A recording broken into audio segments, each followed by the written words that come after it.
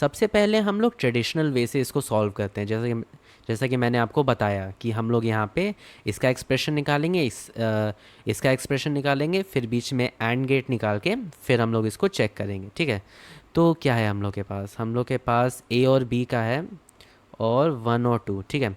ध्यान रखना कि वेरिएबल ज़रूर यहाँ पे देख लेना, उससे बहुत इफ़ेक्ट पड़ता है, ठीक है। 1 और 2 है, और क्या है, 0 और 2 है, ठीक है। तो अब इसका निकाल लेते हैं कि इसके क्या टर्म्स होंगे। इसका होगा 0 1, यानी कि ये हो जाएगा ए बार बी। दूसरा टर्म क्या है, दूसरा टर्म है 2, इसका मतलब कि 1 0, यानी कि हो जाएगा ए बी बार। ओके, ये क्या है, ये 0 है, यानी कि 0 0, यानी कि हो जाएगा ए बार बी बार। ये क्या हो जाएगा, ये 2 है ना, ये 2 है, तो ये भी हो जाएगा ए बी बार, ठीक है।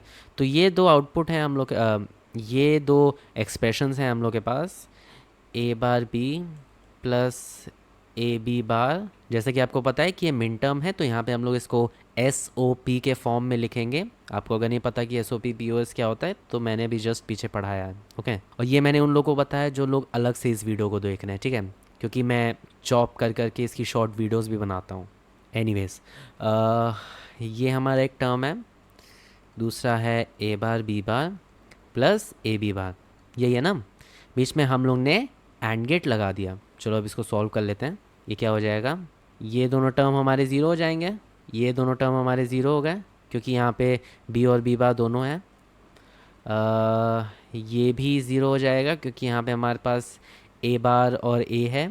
ये इसको देख लेते हैं, ये भी ज़ीरो हो जाएगा, क्योंकि यहाँ पे भी ए और ए बार है। ये हम लोग का बचेगा, ये हम लोग का बचेगा, क्या बचेगा, ए बी बार। ए बी बार क्या है, ए बी बार है हमारा 1 0 ना, 1 0, इसका मतलब 2 है। इसका मतलब कि इसका आउटपुट आएगा 2। मिन टर्म 2 हमारा इस एंड गेट से पास होगा। अच्छा, अब यहाँ पे आप एक चीज़ थोड़ा सा ऑब्ज़र्व करो, ठीक है।